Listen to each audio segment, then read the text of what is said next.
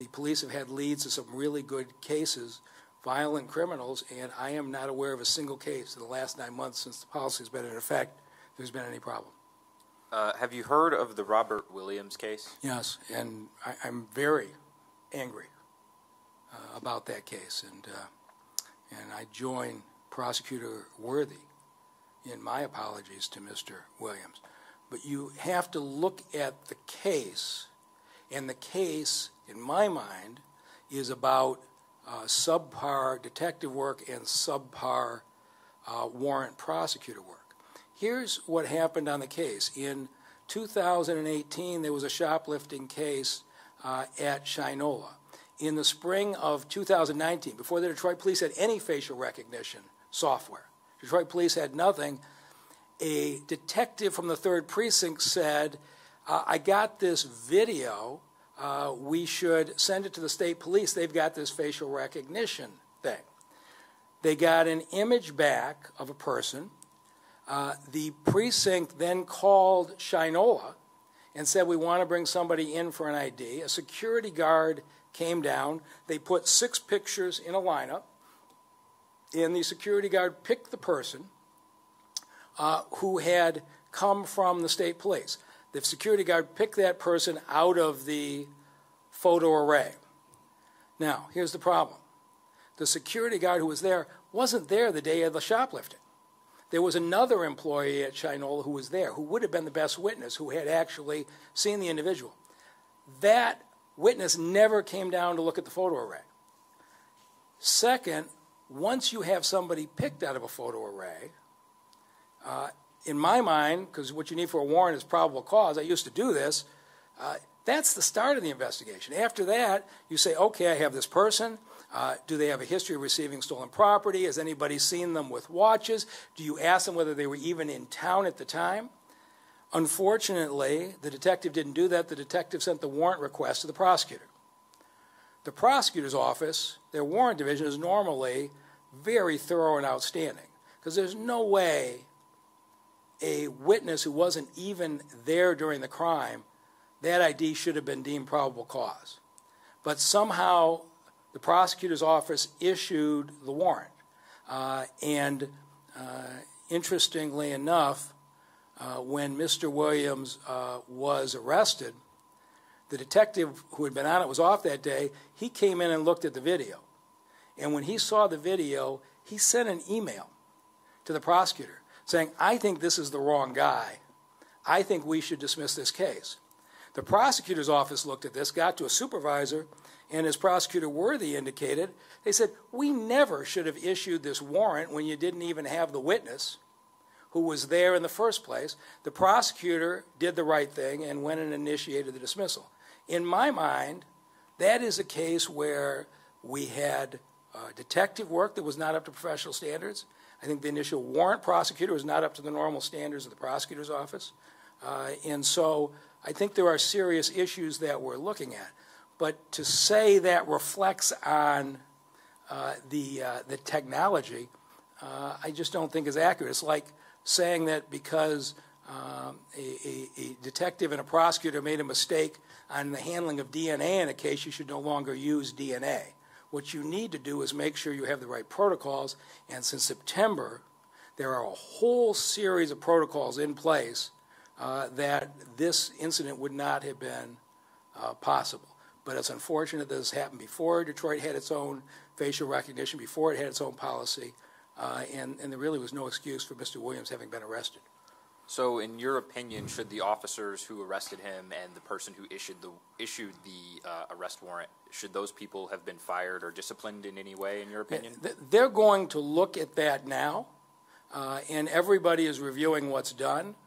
I think the fact that the detective stepped forward and asked that the case be dismissed as soon as he realized it was a mistake, the fact that the prosecutor went to court on their own initiative and initiated dismissal, I think indicates that they didn't do it intentionally.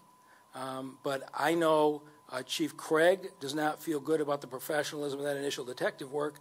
I talked to Prosecutor Worthy. I know she doesn't feel good about the initial review that they did. Both have revised policies. Understand what we have today. In September of last year, we put a very stringent policy in place that has 5 separate protections that would have prevented this from happening. This happened before we had facial recognition at DPD. 1, you have to have a clear video image. We did not have that here.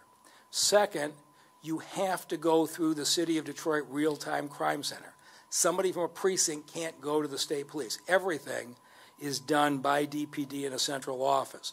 Third, it could only be for a violent crime. You couldn't have had a shoplifting case be used. Fourth, 2 officers who are experts at real-time crime have to independently confirm that they believe there is enough basis in similarity to move forward. And fifth, the warrant request is not based on the facial recognition. But we've had cases where a case comes through and one of the 3 or 4 suggested leads is a person who's a suspect in other armed robberies in the area. That says to you that may be a person where we should concentrate our investigation. And so what happened in something that was initiated in the spring of 2019 could not happen under the protocols today. That's not any comfort to Mr. Williams, but I talked to Prosecutor Worthy earlier today. She took me through her protocols, and she's confident that they couldn't happen on the prosecutor's side today either. So there isn't anything else to say to a man who got arrested who shouldn't have been arrested. There isn't any excuse for it. But the early days of DNA testing, there were these kinds of issues. The early days of ballistics testing, there were these kinds of issues. And what we need to do is make sure the technology is being used properly. I just tell you one last story. You probably won't remember this, but in the O.J. Simpson trial, there was an attorney named Barry Scheck who the entire trial attacked the validity of DNA testing. About 8 years later, I was a prosecutor, and Barry Scheck was sitting in my office. And he brought in a petition to dismiss a case against a guy who'd been serving prison for murder for more than 10 years for murdering a child, and he had a DNA test that excluded him. And Mr. Scheck convinced me that this person had been wrongfully convicted years before. He proved his innocence with a DNA test, and it's the Innocence Project, which I'm sure you've heard of. And so when technology is used properly by law enforcement officials, it can make sure that the innocent are cleared as well as that the guilty are convicted. And what we need to do with facial recognition technology is follow those policies. But I believe this was a case where the issue had to do with the practice of the detective and the warrant prosecutor as opposed to any underlying issue.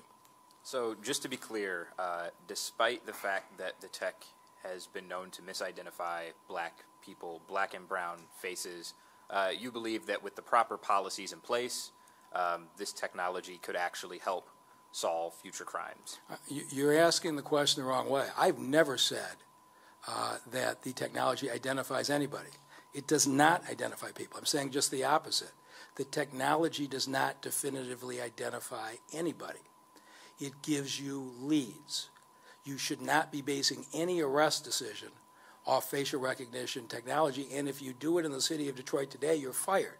That's what the policy says. So I am not saying that it definitively recognizes anybody. It does not. And I'd encourage you to look at our policy, because our policy recognizes the fact that facial recognition technology does not definitively recognize anybody. All right. Thank you.